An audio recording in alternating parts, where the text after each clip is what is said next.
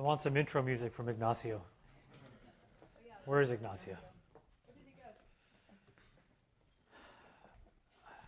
First of all, I was playing poker till really late last night, so I'm a little rough around the edges. I got my slides to you at like midnight. I was at the table doing the slides. Okay, so I'll just start with a little bit about myself. I'm actually going to give you a somewhat cynical view of this entire space of what it means to be a growth hacker. So don't be offended.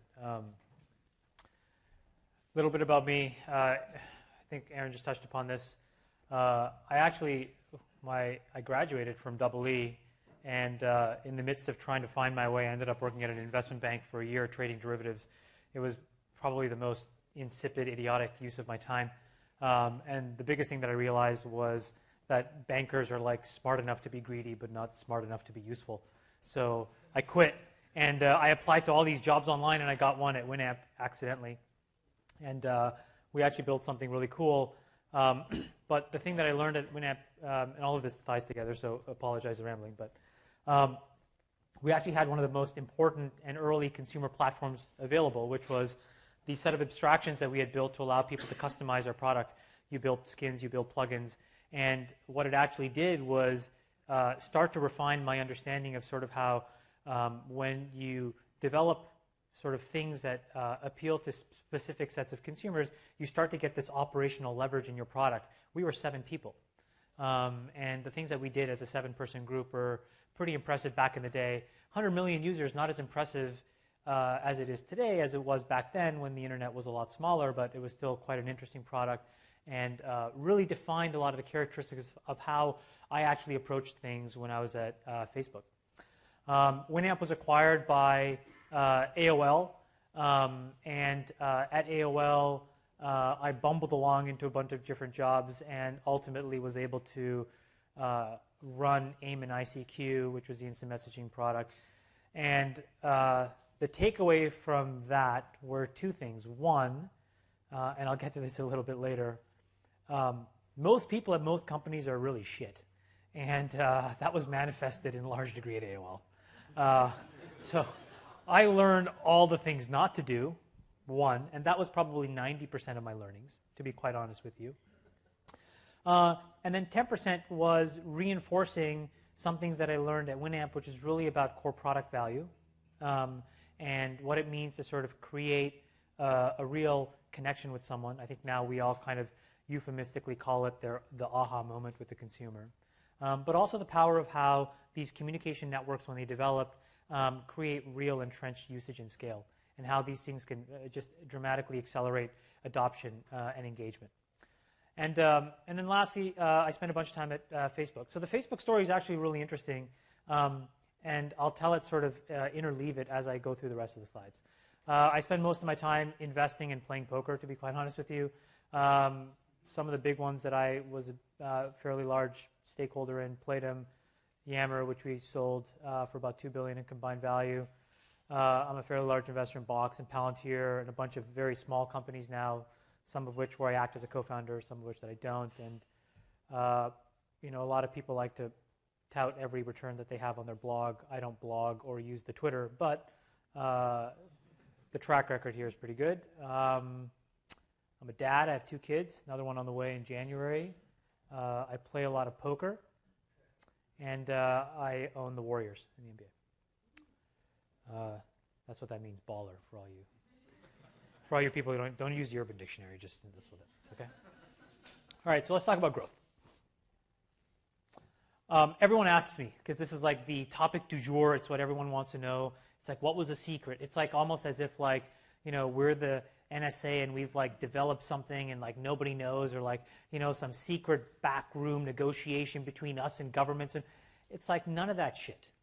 We did 3 really obvious brain-dead things, and the reality was we lacked enough self-awareness and ego to frankly just continue to do these very simple things over and over and over again, repetitively, monotonously, to a point where every time we used to see things move in one direction or another, we would either keep doing them or stop doing them and not second-guess ourselves. And so I kind of tell people, look, we actually just looked at a lot of data, we measured a lot of stuff, we tested a lot of stuff, and we tried a lot of stuff.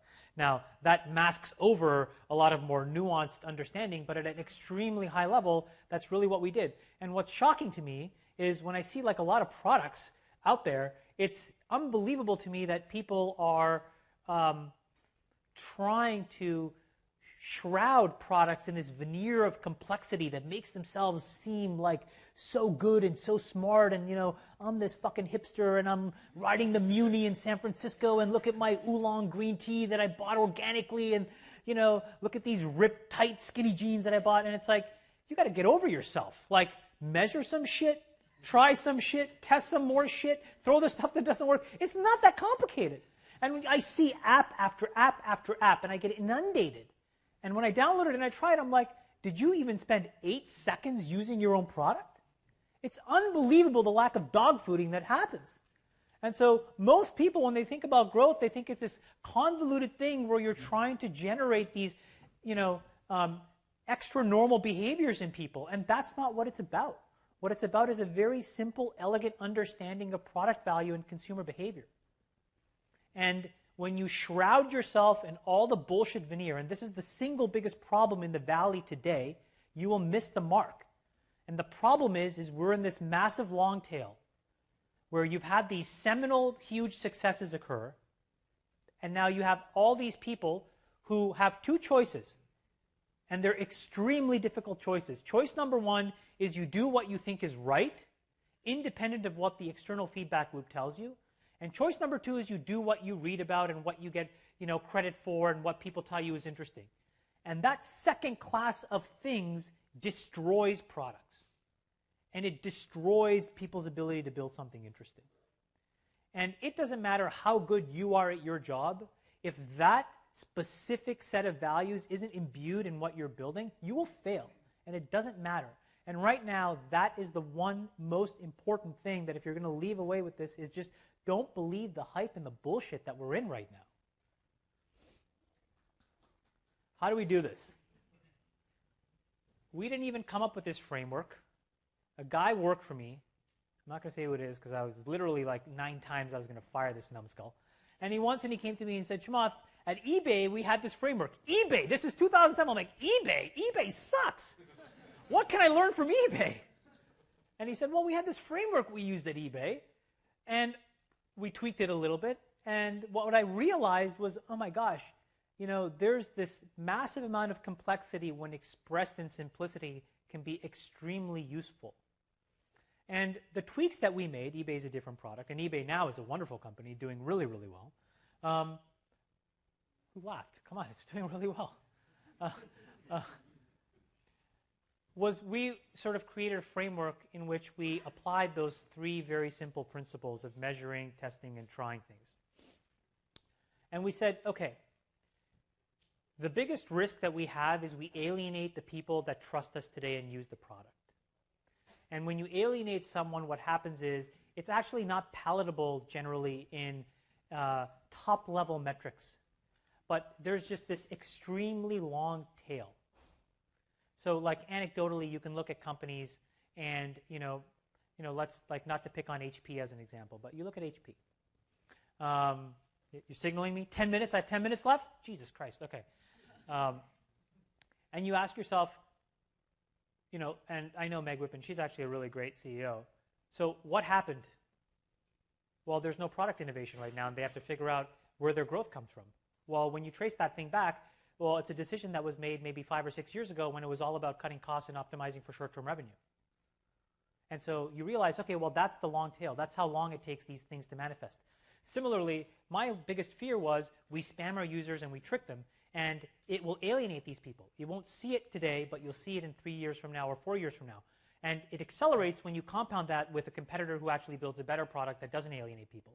So the most important thing that we did against our framework was I teased out virality and said, you cannot do it. Don't talk about it. Don't touch it. I don't want you to give me any product plans that revolve around this idea of virality. I don't want to hear it. What I want to hear about is the 3 most difficult and hard problems that any consumer product has to deal with. How do you get people in the front door? How do you get them to an aha moment as quickly as possible? And then how do you deliver core product value as often as possible? And after all of that is said and done, only then can you propose to me how you are going to get people to get more people. And that single decision about not even allowing the conversation to revolve around this last thing, in my opinion, was the most important thing that we did. And when I look again in the landscape, things that scale understand that principle, whether it's explicitly or intuitively. And things that don't, and also things that have this amazingly steep rise and then fall off a cliff, and there are really visible examples of that today, also ignore that principle. And it's the discipline to not optimize for the thing that gives you the shortest and most immediate ROI. Because that is never the sustainable thing that allows you to build something useful. So when you boil that all up, the most important two high-level takeaways that we had, and after all of this stuff, was we got to eliminate ego. And ego manifests itself every day. So I talked about it earlier. It's the ego of basically living a lifestyle and a vision and like a Twitter stream than it is actually like living the life of an entrepreneur building good product and trying to deliver core product value. That takes ego, meaning you have to be comfortable not being rewarded in the short term. And then the second is to invalidate all the lore. In any given product, there's always people who strut around the office like, you know, I have this gut feeling. It's all about gut feeling. And most people with gut feeling are fucking morons. They don't know what they're talking about. They just don't. If we lived on gut feeling, you can look at what happens when you live on gut feeling. Look at the financial markets. Look at how government works. Look at how all of these industries that are completely broken. Gut feel is not useful because most people can't predict correctly. We know this. So one of the most important things that we did was just invalidate all of the lore. As much as we didn't do stuff, all we did was disprove all of the random anecdotal nonsense that filtered around the company. Well, I think it's this, that people are using it because of that, and I want to do this. And it's like, where did you pull that out of? And you know where they pulled it out of. And they just, again, wanted to do it to go back and, reinforce a sense of ego. And a lot of people don't have a culture within a company that allows these two things to happen. And if you can't be extremely clinical and extremely unemotionally detached from the thing that you're building, you will make these massive mistakes and things won't grow because you don't understand what's happened. It takes a really special type of person to not believe the bullshit, and an even more special person to not conflate luck and skill. You have to be, if you're in this type of job, in my opinion, relatively cynical, and you can be confident. Fuck, you can be arrogant. It doesn't really matter. But you can't believe your own BS.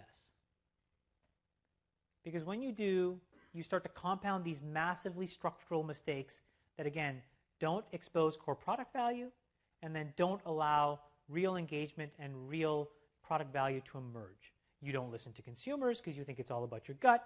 You don't bother doing any of the traditional, straightforward, obvious things that would allow you to answer very straightforward, obvious questions. And you lose yourself. Most people, unfortunately, just don't know what they're talking about.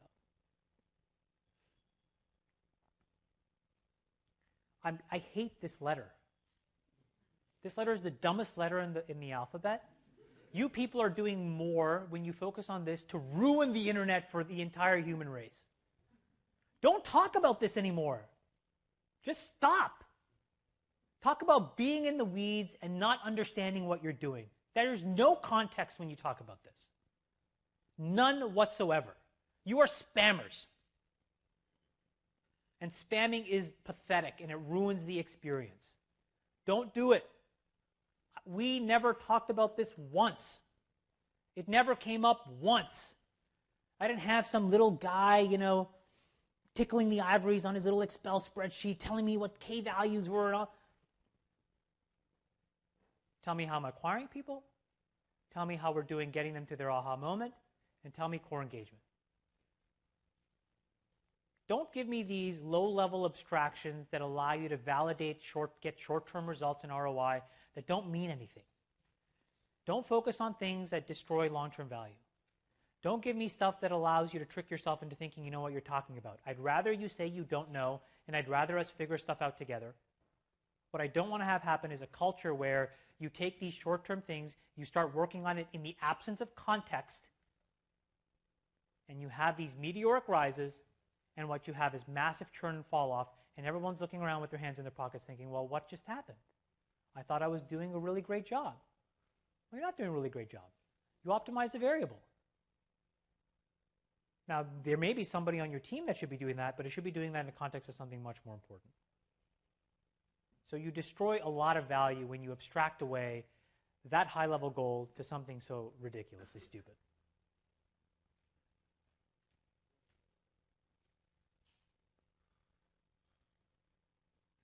I'm like raining on everybody's parade today. Core product value is really elusive, and most products don't have any. I actually fundamentally believe that. But I also believe that most products can have some value. So when you put those two things together, again, you go back to the discipline of, do you really know what you're building and why? And do you really understand how to marry things that may be non-intuitive for people, but really are the important things that people need? So I remember when we were launching in Asia, we created a team. So the history of Facebook, right, just very quickly. So I started Facebook. My team launched Facebook platform, huge success. Then, we do this big deal with Microsoft. We raise a huge round, and at the tail end of that round, it's like, oh, well, we're going to launch a bunch of ad products to validate this valuation, and we're going to do all this stuff. And my team goes out and we build 3 products. And again, talk about conflating luck and skill. I had all these people, all of our best guys, working on this product with me, which we called social ads and Beacon. And then we had another thing doing sponsored stories, and then we had another team focused on an online self-service ad product. Most of the resources in Mindshare, none of the resources in Mindshare. 8 people, our best engineers, product managers, 2 people. Fast forward to today, all of the revenue, billions of dollars, scaling inordinately, lawsuits, FTC suing us, people telling me on the New York Times I lied about how cross-site scripting worked. I'm not going to lie about cross-site scripting to the New York Times. New York Times, okay? You guys? I mean, really? Like, that's what I'm going to lie to you guys about? So stupid. Anyways, it just goes to show you, at that point, we were seeing this what looked like monotonically negative growth, and we were like, oh my God, what's happening? It was like 25, 30 million people. So we came up with this idea, okay, we're going to focus on growth, and we went and created a team. As part of that, we said we're going to internationalize. We're going to launch. We're just going to go everywhere all over the world. And so we dog-fooded our own product, and we used Facebook platform to create this crowdsourcing translation, which was really successful. But long story short, we get to Japan, Korea, and it's a constant refrain. I go around the valley, I talk to some folks who've done this before, the guys at Yahoo, the guys at Google, the guys at eBay, just to get a sense of how did you think about it? And all these people had the same answer. Well, we take these MBAs who really want to live on an expat package, and we send them out there. And you're just like, okay, well, that's not the right answer. So first thing we did was we hired only native people in those native markets. So I had these guys, trying to, I have an MBA from Harvard. I really want to spend time where I'm like, get the fuck out of my office. Go to ba.com, buy a ticket, get out of my face. You're not going to travel on the company dime. But you'd hire all these people natively. So we had this amazing guy that we hired in Japan who raised his hand and he said, it's really important to actually have specific elements of the profile be different. Because in Japan, the cultural dynamic is different.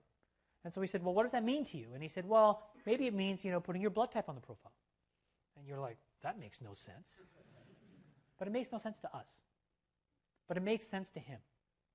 And so, we developed this flexibility where we're like, okay, well, maybe the connections we're trying to make in that market are a little too elusive. So this product that worked here just didn't have any context here. And so you would say, well, Facebook has clear product value. But in Japan at the time, it didn't. And so having the courage to sort of reset and redefine what it means in any given market again, takes a lot of courage. And we did it. And now it's massively scaling. And then all of a sudden the light bulb goes off and you're like, oh my gosh. It's like we don't know what we don't know. In every single market, people react differently. They behave differently. They speak different languages. Guess what? Spanish is not Spanish. Maybe you didn't know that. 5 minutes. I got it. I'm on it. So the point is, even when you think something works, it probably doesn't work for everyone. And finding a framework that allows you to actually restructure and reorganize the things that you're doing to expose value in different ways to different people in different situations is an extremely important thing. Again, goes back to how do you live in a world where you're willing to redefine and reset the things that you do independent of what the short-term feedback loop is telling you. It's a very difficult proposition. We knew we were going to beat MySpace when we had like 45 million users. They had like 115 million. We just knew. We used to just like, that was not what we celebrated. We celebrated it at 45 million. It was kind of like a high five. We're like, all right, let's get back to work. And the reason was because we had started to do enough things right where we could just see now. We understood what we were doing. After all the testing, all the iterating, all of this stuff, you know what the single biggest thing we realized? Get any individual to 7 friends in 10 days. That was it. You want a keystone? That was our keystone. There was not much more complexity than that. There's an entire team now, hundreds of people that have helped ramp this product to 1 billion users based on that one simple rule. So if you were looking for a lot of complexity, I couldn't give it to you. But we were able to reframe the entire experience around that one simple premise. A very simple, elegant statement of what it was to both capture core product value, to define what it meant to be able to onboard into a product that allowed you to communicate, to get into a network, to find density, and then to basically iterate around that.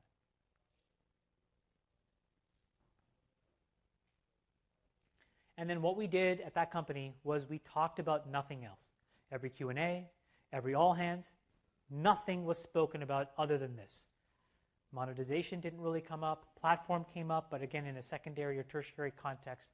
But it was the single sole focus. But because we had defined it in this very elegant way that expressed it as a function of product value, it was something that everyone could intrinsically wrap their arms around. Again, another reason why focusing on, abstracting growth down to these low-level things is not right. So the person that runs growth on any team has to be strategic and capable enough to engage on the core strategy of the product. Because then you allow yourself to up-level the conversation and have it become the most important framework in which you organize an entire company. How equity is given, how expenses are generated, how things are focused on, who gets hired, who gets fired. But when you understand core product value, and then you can basically pivot around it and create these loops that expose that over and over and over again, this becomes the most important and obvious thing to do. And in the few companies that I help now with this context, when they do that, and when it's the CEO or when it's the co-founder who are living in that world and living in this context, they've consistently, systematically, every single one has been successful. Every single one of them. I've also met a lot of people who ask all these questions and, they're like, hey, I'd love to really, and I meet them and they're kind of D-bags. And they're like, way too quantish and like way too like kind of like passive aggressive and a little aggro. And it reminds me of something that's actually, again, a lot more important than the short-term ability for people to focus on short-term results, which is in this battle between culture and capability, culture wins every time.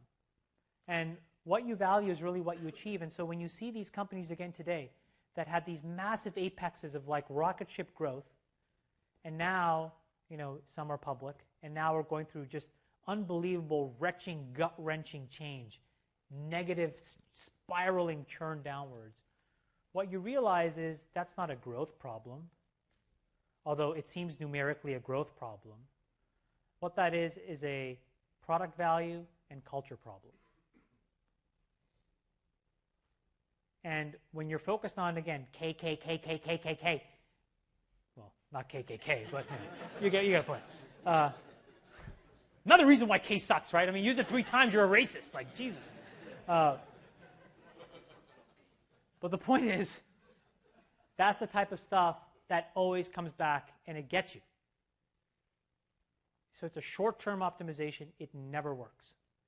You have to work backwards from what is the thing that people are here to do? What is the aha moment that they want? Why can I not give that to them as fast as possible? Measuring that in days is unrealistic. Measuring it in hours is unrealistic. Measuring it in minutes is necessary but not sufficient. But like, how do you get that to seconds? How do you get that to hundreds of milliseconds? That's how you win. And if you can't even understand what the thing does, optimizing all of this stuff over time, I think it just creates these really bad, crappy companies that all they do is just spam and destroy the internet for everybody else. So to this end, this is really what I wanted to leave you with, which is you probably expected a bunch of formulas and stuff. Tough. You have to really understand this. And go back to that first slide.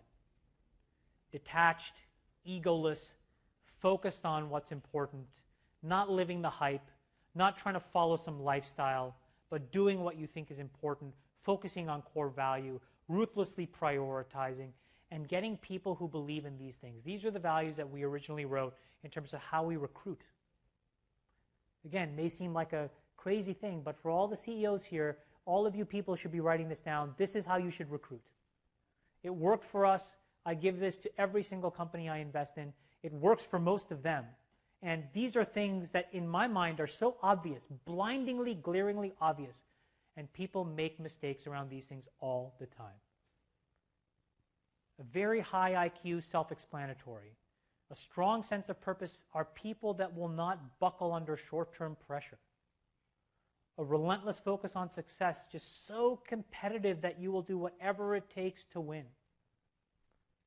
Aggressive and competitive people who always respect the person but constantly challenge the idea. A high-quality bar that borders on perfectionism. Just nothing is ever good. You win, something improves by 10 basis points, now it needs to improve by 20 basis points, now it needs to improve by 1%. That kind of living in that world is just a really great dynamic. People who are comfortable taking something that works and saying it doesn't work here and let's just reset and start again. And it just takes a lot of courage. When that guy came to me in Japan and said, hey, I think we need to introduce a blood type, or our team in Korea came with a bunch of different ideas, or our team in India came up with this really clever way of engaging with Facebook over a phone. You have to be willing to take yourself out of your own biases and find people who are willing to come up with things that, again, are unconventional. Another reason why you can't live in the bubble that is the valley. There are too many problems and too many products that are focused on solving the needs of the 1% of the 1% that live here. And the reality is there are 7 billion people in the world. Most have never even used a PC. Most are coming straight into a world of phones. They're living in an entirely different context. They have completely different socioeconomic paradigms.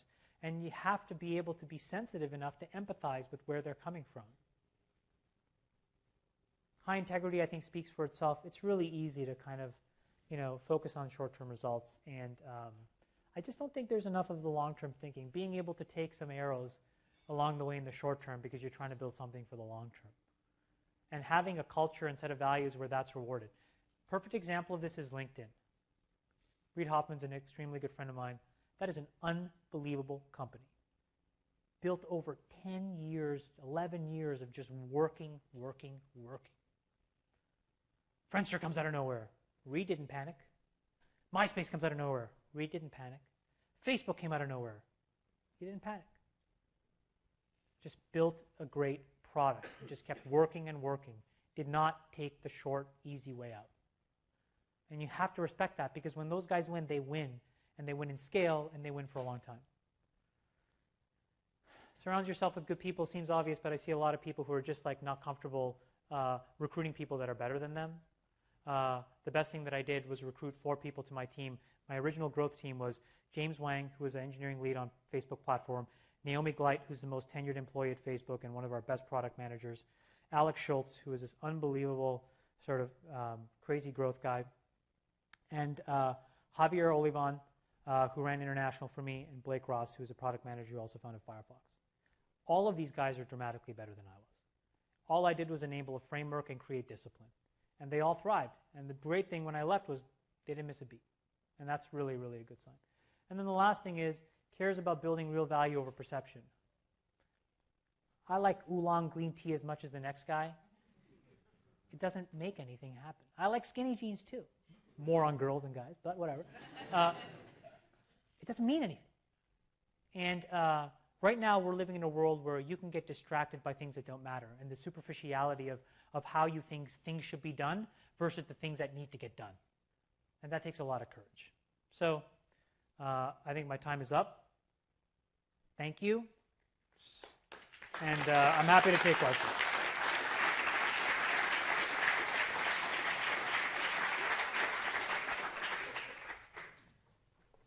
A few minutes for questions, and we're trying our new approach here of tweeting questions. So one of the first ones we have is, what was it about Instagram that made it worth $1 billion to Facebook?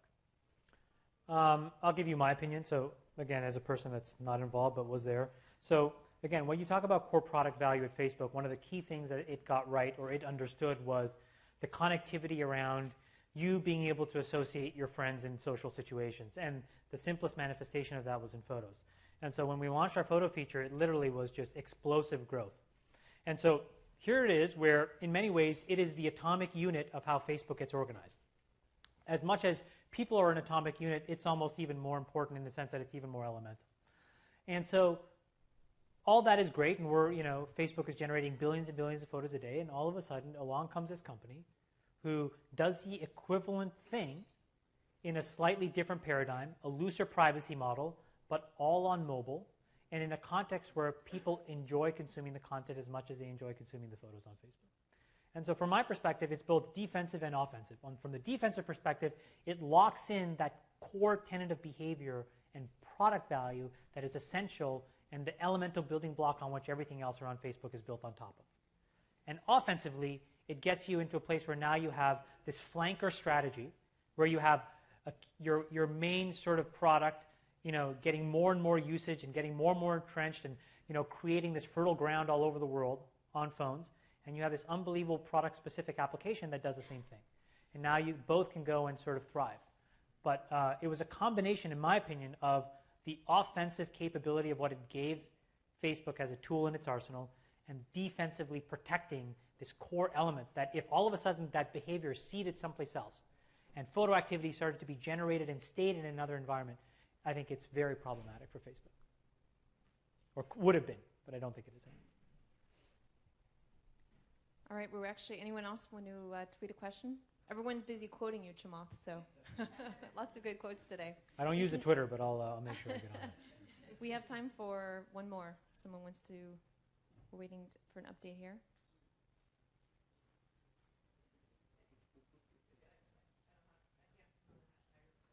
Just how did you decide on what was the main activation metric of the 7 people, 7 friends in 10 days? Well, it actually... That doesn't mean every startup should do a No, that's exactly right. What's the kind of process for deciding what that core is? So it started with invalidating lore.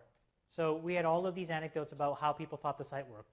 And part of me is just a cynical part of me, which is just like, I just like proving people wrong, especially when I don't think they know what they're talking about. And so for the first 6 months, it was like, we're just going to instrument something and just prove people wrong, because the best thing is what they do is they shut up. And then they actually, the next time they speak, they try to know what they're talking about, which generally culturally is just a very good thing. So in that process, we're like, oh my gosh, there's these weird things that are happening, and you rinse and repeat through all these cohorts, and you're like, why did these people get into a certain space and are now fully engaged and ramped up and have these vibrant networks, and these people didn't? And we just tried enough things where we were able to back into that axiom being the sort of, the definitive sort of thing that defined how things work for us. But for you, it's going to be different. But it started, if I had to give you a framework, it would probably be, you got to start with a broad cross-section of engaged users, and when you work backwards from each of those, and you are smart enough and clever enough to really figure out the different pathways in which they got to that place, you can probably tease out what those simple things are, and then hopefully, and I think most products are structured this way, you can then sort of path people, more and more of those people, into those same click flows that allow them to get to that state.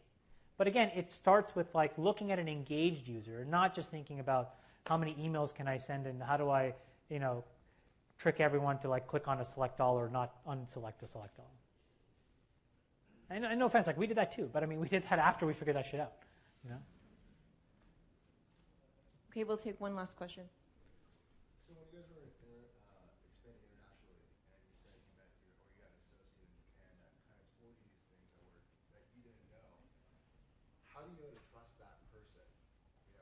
Well, look, the best thing that happened is like I'm not American, I'm Canadian, but I'm not even really Canadian. Well, I am Canadian, but I was born in Sri Lanka, so I like I love America and everything that's given to me, but I'm pretty cynical about like the imperialistic nonsense of a lot of Americans and how Americans treat, their place in the world, to be quite honest with you. And so my mental sort of like worldview, I think, like was one where that combined with the feedback that I got from all these big companies, were like, well, I have this really great, MBA, JD guy that, and it's just like, you're just like, well, how is this whitey going to fucking figure out Korea? Like, no offense, but like, a Korean's going to figure out Korea before, you know what I'm saying? Like, this guy's, hey, guys, we're coming here to take over. And it's like, really? That's crazy. That's just absolutely crazy. So I was just like, let's just hire some really smart, awesome young Korean lady. And she's kicking ass. And then it's like, let's do the same thing in Japan. Let's do the same thing in Brazil. Let's do the same thing. It's not complicated. Like, that's not so hard. And then just listen to them and let them try. We had a culture, fortunately, of experimenting and trying a ton of stuff, and we celebrated failure more than we really celebrated success. We would celebrate these massive landmark milestones: 100 million, 250 million, 500 million, and even $1 billion. But $1 billion was like this, like kind of like ho hum thing. The growth team had a dinner here at Madeira. That's we all kind of got together, the original team, and kind of had a quiet celebration. So we're more interested in just trying stuff and learning, right? And then it was just a matter of having different people willing to try different stuff in their own markets, and then us being able to give them a framework where we said, look, 99% of the thing can't change, but you have this 1% flexibility, and if you need more, justify it. And that was a good interplay. But it's kind of like just part of my worldview of just like, America's great, but it's just like there's like a lot of other great people and a lot of great countries too. I agree with you, but it's still like hard to read. Like, you have to be able to have the resources to test things like that. Well, I mean, I think but those frameworks. So the great thing is we had to build all of our stuff ourselves, right? You don't have to do that anymore. For you guys, like even something as simple as like, our ability to like A/B test was just a convoluted mess. For you, it's like so straightforward. And you can't even do it yourself. Just go use Optimizely. Or like now it's like there's like 19,000 gajillion like Hadoop companies and Hive companies out there. There's none when we were doing this stuff. So we had to just like we were rolling our own stuff constantly. So like we just had like a lot of delays that you don't have to suffer from. So that abstraction allows you to free up resources that you can allocate in different places. But it just again it comes back to the discipline of like, is the senior manager of the company fixated on a goal and then giving flexibility to someone who has the political capital and the patience and the resolve to get there, and then the ability to question and understand really what's happening in a product. And the other thing is, this is like a lot of this credit goes to Zuck because he managed the board and all of the people around so that it's like, we're doing this. Do you know what I'm saying? And sometimes it's like, and we had a very functional, useful board. And a lot of times boards can maybe distract CEOs as well. It's like, well, focus on this and focus on that. And then they come down and they shout from the mountaintops, say, hey, we're going to do this. And then when it gets filtered down to an individual person, what they hear is K, K, K, K, K, K. And I think that's where you kind of like lose your stride. All right. Thank you guys. Thank you, Chamath. Please give him a round of applause.